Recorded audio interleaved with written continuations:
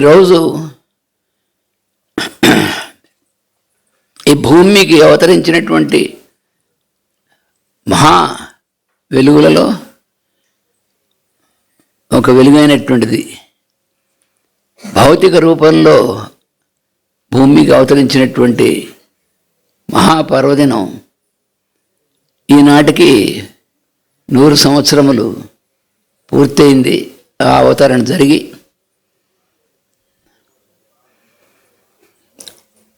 అదే మనం ఈకే అనేటువంటి ఒక రూపంలో దర్శించుకోగలుగుతున్నాం. అయితే అది ఒక కాలానికి, ఒక దేశానికి, ఒక రూపానికి పరిమితమైనటువంటిది వెలుగు కాదు. అది అపరిమితమైనటువంటి వెలుగే. కానీ మనం పరిమితమైన స్థితిలో ఉన్నాం కాబట్టి మనకు ఒక రూపంగా మన మధ్యకి దిగి రావడం అనేటువంటిది అది అవతార లీల ఎప్పటికప్పుడు మనకి మొదల నుంచి కూడా, సృష్టి మొదల నుంచి మనకి జరుగుతూనే ఉంది. భగవంతుడు ఆయన యొక్క అవతార లీల మన భాగవతుల మహాభాగవతులు ఇచ్చారు. ఆయన అవతారాలు ఎన్ని అంటే ఏదో మనకు లెక్కకు దశావతారాలని, లేకపోతే ఏకవింశతి అవతారాలు అంటే 21 అవతారాలని ఊరికనే అది ఒక లెక్క కోసం చెప్పారు తప్ప చివరికి ఏం చెప్పారంటే అవి అంతులేనటువంటి ఆయన అవతారాలు లెక్క పెట్టలేమన్నారు. అంటే మనందరి రూపంలో, మనందరి జీవుల రూపంలో వచ్చింది కూడా ఆయనే. అంటే మనందరం ఆయన యొక్క అవతారములేనా అంటే ఖచ్చితంగా అవతారములే, దాని సందేహమే ఉంది. ఆయనది కానిది ఒక్క అణువు పరమాణు కూడా లేదు కదా. ఆయన అంతర్యామిగా లేనటువంటిది పరమాణు కూడా లేదు, విశ్వం అంతా కూడా. అందుకనే ఒక్క మాటలో చెప్పారు విశ్వం విష్ణు అని. విశ్వం అంతా కూడా విష్ణు అంటే అందులో వ్యాపించి అంతర్యామిగా ఉన్నటువంటి వాడు యొక్క స్వరూపమే విశ్వం అంతా అని చెప్పి. అందువల్ల ఆ రూపమే మనకి అవసరమైనప్పుడు మానవ రూపంలో కొంతకాలం అవసరమైనంత కాలము, అవసరమైనప్పుడు సమయంలో అవసరమైనంత కాలము ఒక భౌతికమైనటువంటి శరీరం తీసుకుని రావడం అనేటువంటిది, అదే పరమగురువు అయినటువంటి వారు సప్తర్షుల దగ్గర నుంచి పరమాత్మే స్వయంగా అలాగా దిగి వస్తూ ఉంటారు. ఆయనతో పాటుగా మరి ప్రజాపతులు, మరి దేవతలందరూ వాళ్ళు కూడా దేహం తీసుకుని వస్తూ ఉంటారు అనేటువంటిది మనకి శ్రీమద్ రామాయణం మనం చదువుతుంటే అందులో మొదట్లోనే వాల్మీకి మహర్షి ఇచ్చారు బాలకాండలోని. ఆయన దిగి వచ్చేప్పుడు ఆయనతో పాటుగా ఆయన ఒక్కడే వస్తాడంటే ఒక్కడే కదా. ఆయనకి మహా ఇష్టం ఏమిటంటే ఒక్కడుగా ఉట్టిగట్టుకు గురేయడం ఇష్టం లేదు ఆయనకి. ఆయన ఎప్పుడు బృందం, ఎంత జనం ఉంటే అంత ఇష్టం. మన చూడండి ఎంతమంది ఎన్నిసార్లు ఆయన అవతారాలకు వచ్చినా సరే, ఒక రామకృష్ణ పరమహంస గారుగా వచ్చినా సరే, రమణ మహర్షి గారుగా వచ్చినా సరే, మరి ఎంతమంది అనేటువంటిది. లేకపోతే ఆయనకి ఏమవసరం, కొన్ని కల్పాలు నరనారాయణులుగా ఉండి తపస్సు చేశారు. నరుడుగా నారాయణుడిగా, రెండు గురువుగా శిష్యుడిగా ఉండి, నరనారాయణులు అయినటువంటి ఋషులుగా ఉండి ఎంతో కాలం ఎన్నో కల్పాలు తపస్సు చేశారు. అటువంటి వాళ్ళు మన మధ్యలోకి మళ్ళా ఆ నరుడే మనకు ప్రతీకగా, మనకు ఒక సింబల్గా మనలో ఆ నరుడు యొక్క స్వరూపమే మనందరం కూడా నరులు. అందుకే మనని కూడా నరులని అంటారు.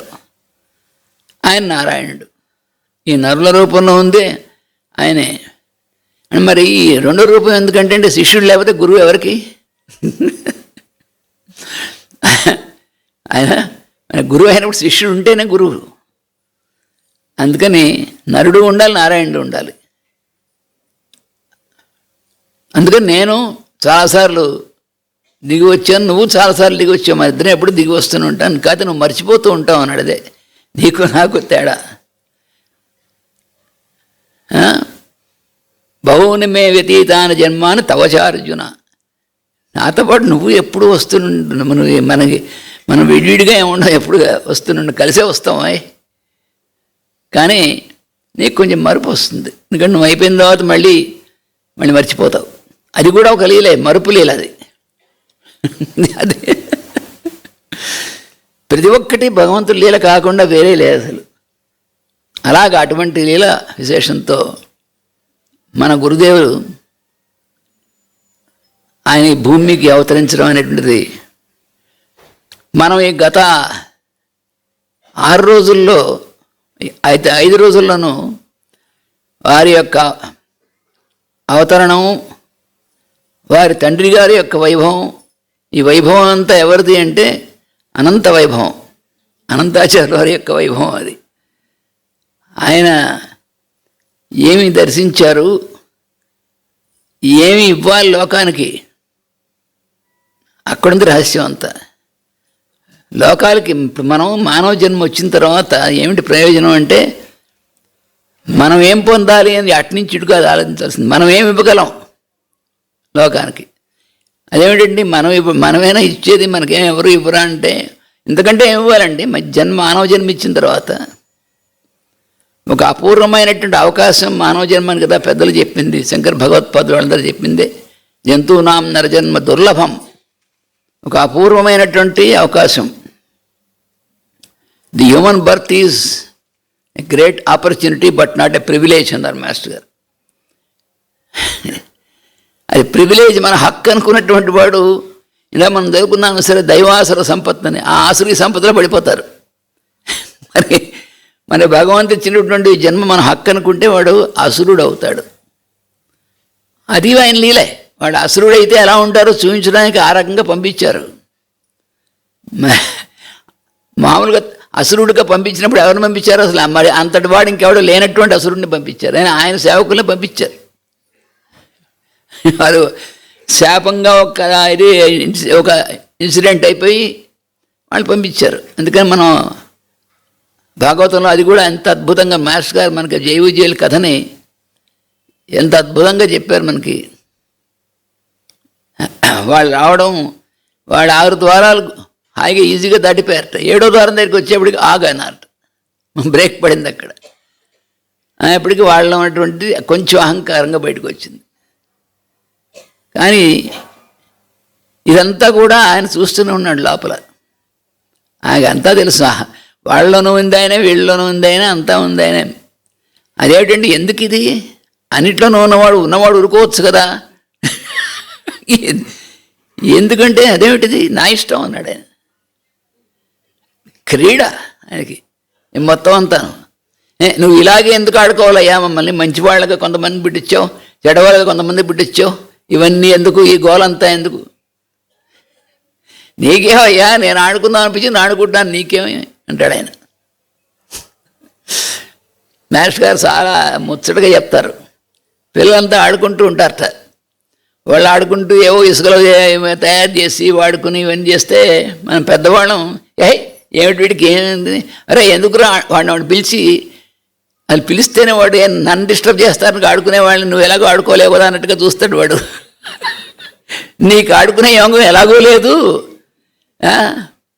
పోను ఆడుకుంటావా అంటే ఏం ఆడుకుంటావు, ఏమైనా సమస్యలతో ఉంటాయి, అది ఏడం అన్నాడు. నువ్వు పరిస్థితులు సమస్యలు ఇది కదా మనం అనుకునేది, అందుకని నీకు ఎలాగో చేత కాదు. వాడు ఆడుకుంటున్న వాడు పిలిస్తే ఆ టైం వేస్ట్ అనుకుంటాడు వాడు పిల్లవాడు. మేము చూస్తుంటాం కదా పిల్లల్ని. వాడిని పిలిచి ఎందుకురా ఆడుకుంటున్నామంటే ఏమిటి ప్రశ్న, ఇడియాటిక్ క్వశ్చన్ అన్నట్టుగా వాడు పెట్టి అన్నా వెళ్ళిపోతాడు వాడు. మాస్టర్ గారు చాలా ముచ్చటగా చెప్తారు. అలాగే భగవంతుడును నువ్వు ఎందుకు ఆడుకుంటున్నావు అంటే నా ఇష్టం అన్నాడు. అంతా ఆడుకోవడానికి మరి ఆయన ఒక్కడే ఉండి ఎలా ఆడుకుంటాడండి బొత్తిగాను.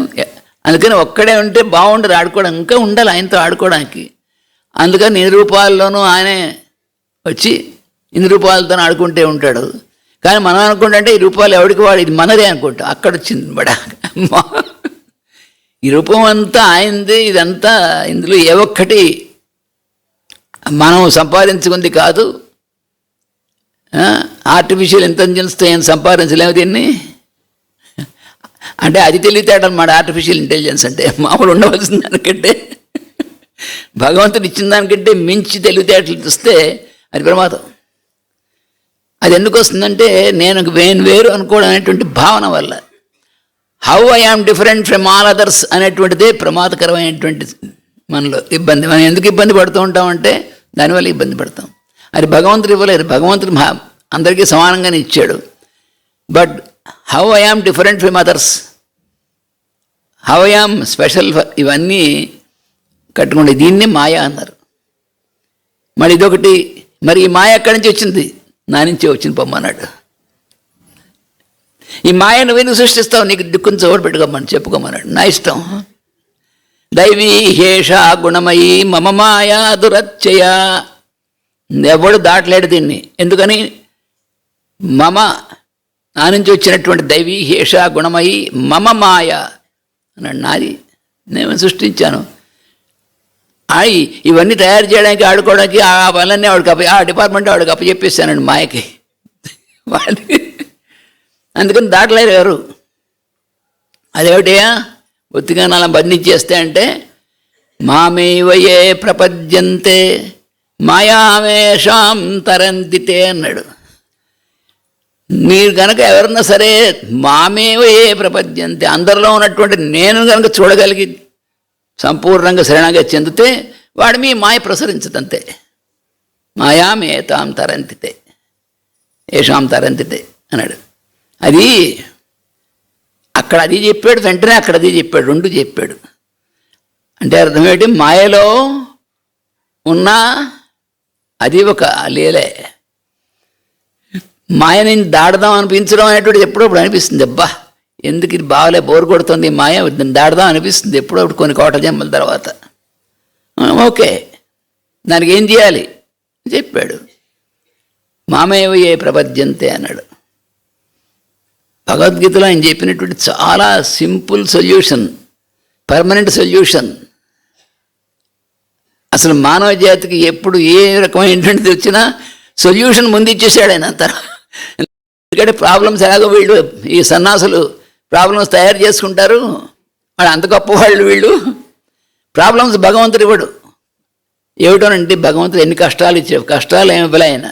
మనం మామూలుగా జన్మిచ్చాడు, మానవుడుగా జన్మిచ్చాడు, చక్కగా జీవించమన్నాడు. అటు హాయిలాగా ఏం చేయాలి, హాయిగా నాలాగా నువ్వు కూడా నవ్వుతూ ఉండమన్నాడు. ఇన్ని కష్టాలంటే ఎలా అవుతావు, అయితే ఏడు అన్నాడు. ఏడుస్తాను కాసేపు అంటే ఏడమన్నాడు కొన్ని జన్మలు. మరి ఏం చేస్తా, ఆయన ఏం చేస్తాడు? చాయిస్ ఈజ్ యువర్స్ అన్నాడు ఆయన.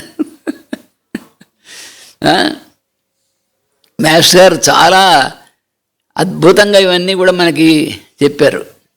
అంటే అంతటి ఇదిని మనకు చాలా తేలికైనటువంటి మాటల్లో మనకు అర్థమయ్యేట్టుగా చెప్పి అంతటితో ఊరుకులే కర్తవ్యం ఏమిటో కూడా చెప్పారు. ఉరికినాలు వేదాంతం చెప్పేసి వదిలేస్తే లాభం. అందుకని మాస్టర్ గారు ఏం చెప్పారంటే కర్తవ్యం కూడా చెప్పారు. ఎలాగా అని అంటే మరి దీని నుంచి ఎలా మనం బయటపడ్డాం? ఎలా బయటపడ్డాం అంటే నీకు నువ్వు గుర్తుండడం ఎంత ఎక్కువగా ఉంటుందో అంత ఎక్కువ ఇబ్బందులు పడతావు అన్నారు. ఫస్ట్ థింగ్ చాలా సింపుల్గా, నీకు నువ్వు గుర్తుంటే అప్పుడు ఇబ్బంది. అప్పుడు దాని చుట్టూ అన్నీ అల్లుకుపోతూ ఉంటాయి. ఆ అల్లుకుపోవడం ఎలాంటిదో అనేటువంటి 15వ అధ్యాయంలో చెప్పాడు. తలకిందులుగా ఉన్నటువంటి చెట్టు ఒకటి ఉంది, ఊర్ధమూలం అధశాఖం. అది అలాగా ఆ శాఖలు ఇవి ఇవి కట్టుకుపోయి అల్లుకుపోయి చుట్టూ అల్లుకుపోతాయట. అశ్వత్థమేనం సువిరూఢమూలం. అలా చుట్టూ ఇరుక్కుపోయి మనం అందరూ ఇరుక్కుపోతూ ఉంటాం. ఎందుకని? మన గురించి ఏమనుకుంటున్నారు అవతల వాళ్ళు, అక్కడ ఇరుక్కుపోతాం మనం. అవతల వాళ్ళ గురించి మనం అనుకుంటూ ఉంటాం, రివర్స్లో అవతల వాళ్ళు మన ఏమనుకుంటారు అనుకుంటూ ఉంటాం. ఎంత మాయ చూడండి. అలా మనం ఇరుక్కుపోయి అబ్బా బయటికి రావాలంటే అసంగ శస్త్రేణ దృఢేన చిత్వా. కాక ఇంకో మార్గం లేదు, ఇంకో మార్గం ఏం లేదు. అసంగం అనేటువంటి ఒక కత్తి ఇచ్చాను నీకు, ఆ కత్తితో నువ్వు కట్ చేసి బయటికి రావాల్సిందే, ఇంకో దారి లేదన్నాడు. ఇంత బాగా చెప్పాడు ఆయన స్వామి. అంటే మనం మన జీవితంలో, మానవ జీవితంలో ఉన్నటువంటి వాటిని ఎలాగంటే అప్పుడు అందుకని మాస్టర్ గారు ఆయన అందుబాటులో వచ్చారు. ఇందాక వీరయ్య గారు రాసిన పాట విన్నాం చూసారా, అందుకోలేని ఆకాశమున లేడు అని. అలాగా మనకి చాలా అందుబాటులో ఉండేటువంటి రూపంలో. కానీ మనం ఏంటి, మరీ అందుబాటుగా ఉన్నటువంటిది దానికి మనం జారిపోతాం. వాడు అర్జునుడు అదే అన్నాడు విశ్వరూపం చూసి, ఓరి బాబోయ్, ఓ యాదవా, ఓ బావా అని నేను ఎంత పొరపాటు పడ్డాను. పైగా నీతో ఒక మంచం మీ కూర్చుని నీతో పాటు భోజనం చేసి శయ్యాసన వాడన్నిటి మీద అన్నిటితో కూడా నేను చేశాను. ఇప్పుడు వణికిపోయాడు వాడు. మాస్టర్ గారు కూడా జోక్ వేశారు. అందులో ఏం చెప్తాడు, వేపమాన కిరీటి అన్నట్టు భగవద్గీతలో ఉన్నటువంటి జోకుల్లో అదొకటి. వాడు గ్రేటెస్ట్ హీరో, వాడు అంతటి హీరో, వాడు కిరీటం పెట్టుకున్నాడు. అలా ఉండి కూడా చూసి కిరీటి అయ్యుండి కూడా వేపమాన వణికిపోయాట చూసి అని పెద్ద జోక్ వేశారు అని వేదవ్యాసుల వారే జోక్ వేశారు అక్కడ. వాడు వణికిపోయాట వాడు. అందుకని మనకి అందుబాటులో అతి సౌలభ్యంతో ఉన్నప్పటికీ సౌలభ్యాన్ని సహించలేం మనం. అంటే మరీ సింపుల్గా ఉంటే ఆయన భుజం మీద చేశారనుకోండి, ఆహాహా నా అని చెప్పేసి అనుకుంటాం. ఎంతటి సౌలభ్యం అంటే మరీను చాలా మేము చూసేవాళ్ళం కదా. ఆయన సిగరెట్ కాలుస్తే ఆయన సిగరెట్ కంటించి కాల్చేటువంటి వాడు అంతటి మహానుభావులు ఉన్నారు. మామూలు విషయం కాదు. ఆయన కాఫీ ఇచ్చారనుకోండి, ఆ కాఫీలో కొంత వీళ్ళు కూడా పోసుకుని ఆయనకి ఇచ్చి అటువంటిది చూసాం. ఆయన దేన్ని ఆయన అసలు ఆయన తనకు కావాలని ఏం అడగలేదు ఎవరు. నేను ఎప్పుడు దేన్ని ఎవరికి ఏది కావాలంటే అది మనం చూస్తూనే ఉన్నాం. చూసాం కాదు అసలు, అది పాస్ట్ టెన్స్ కాదు, ప్రెజెన్స్. ఇప్పుడు కూడా మనకి ఏది కావాలనుకోండి ఇచ్చేస్తారు, దాంతో మనం కొట్టుకుంటూ ఉంటాం. మనకి నాకు కారు ఇవ్వండి ఇస్తారు, మనం ఆ కారును చూసి మురిసిపోయి అసలు ఆయన మర్చిపోతాం. ఏది అడుగుతామో దాంట్లో ఇరుక్కుపోతాం. అడగకుండా ఉంటే మాత్రం ఎప్పుడు ఏది రావాలో వస్తుంది, ఇస్తారు. అక్కడే ఉంది రహస్యం. అది కూడా చెప్పేశాడు భగవద్గీత. చెప్పంది లేదు. అపూర్వ్యమాణమచల ప్రతిష్టం సముద్రం ఆప ప్రవిశంతి యద్వత్. నదులు ఎక్కడ పుట్టినా ఏం చేసినా తప్పకుండా సముద్రంలో కలిసి తీరుతాయి. దాని సముద్రుడు ఏం పట్టుకుని ఏ నది నాలో కలిసింది ఏది కదా అసలు అనుకోని సార్ కేర్ చేయడు. తద్వత్ కామాయం ప్రవిశంతి సర్వే. మనకి ఎప్పుడు ఏది రావాలో మనకి ఎందుకు అసలు వస్తాయి, వచ్చి తీరుతాయి. కానీ శాంతిమాప్నోతి నకామకామి. అక్కడ చెప్పాడు చిన్నది, నీకు శాంతిగా ఉండాలి. ఏమిటో నేను అన్నీ ఉన్నాయి కానీ శాంతి లేదు. ఎందుకుంటుంది? అన్నీ ఉన్నాయంటే అన్నీ చేసుకుని ఇది కావాలి, అది కావాలి, అది కావాలి, ఇది కావాలి, పదవి కావాలి, అది కావాలి, అందరిలో ఉన్న పేరు కావాలి. ఒకటేమిటి, మనం అన్నీ మనం టాప్ టు బాటమ్ అని బంధించేసుకుని ఇంకా శాంతి ఎక్కడి నుంచి వస్తుంది? శాంతి కావాలంటే ఎక్కడి నుంచో రాదు, అక్కడే ఉంది. కానీ ఆ శాంతి అనేటువంటిది మనకు అనుభవంలోకి రావడానికి వీలు లేకుండా చుట్టూ మనమే చేసుకున్నాం. కాబట్టి శాంతిగా ఉండాలంటే ఏం చేయాలి? ఇవన్నీ అప్పుడేదో ఇవన్నీ నన్ను బంధించేటువంటివి. ఎవడు బంధించుకోవాలండి? నిన్ను బంధించుకోవడం అంటే ఇవన్నీ ఇది చేయడం కాదు. బంధించబడ్డం అనేటువంటిది మనసు దగ్గర అని చెప్పారు, మాస్టర్ గారు చెప్పారు. నువ్వు చక్కగా మంచి రుచిగా తినడం తప్పులేదు, కానీ రుచి కోసం తిన్నావా అప్పుడు అది తప్పు. అక్కడే ఉంది. రుచిగా తినడం కోసం భగవంతుడు రుచి ఇచ్చాడు. మంచి పదార్థాలు, మంచి రుచి, చక్కగా చేసుకో, తిను, హాయిగా ఉండు అన్నాడు. అన్ని భగవంతుడు ఏం మనకి ఇవన్నీ నువ్వు పచ్చి మంచినీళ్ళు కూడా పెట్టుకోకుండా నువ్వు కానీ నన్ను కుసింప చేసుకోకూడదు కూడా తప్ప అన్నాడు. నీలో ఉంది, నేనైతే నన్ను కుసింప చేస్తావు, నీ దుంపదేగా. నీలో లోపల నేనే కదా ఉంది. నువ్వేం చేస్తున్నావంటే నన్ను కుసింప చేస్తున్నావు, నువ్వు చేసేటువంటి తప్పు. అందుకని కృషించుకోక్కర్లేదు, ఇవన్నీ చేయమనిలే. మరి కటికోపవాసాలు చేస్తే నువ్వు ఆయన చేయమనిలే, మనం చేస్తాం. అది కూడా మాస్టర్ ఏమన్నారంటే రసీదులు చెప్పడం అన్నారు.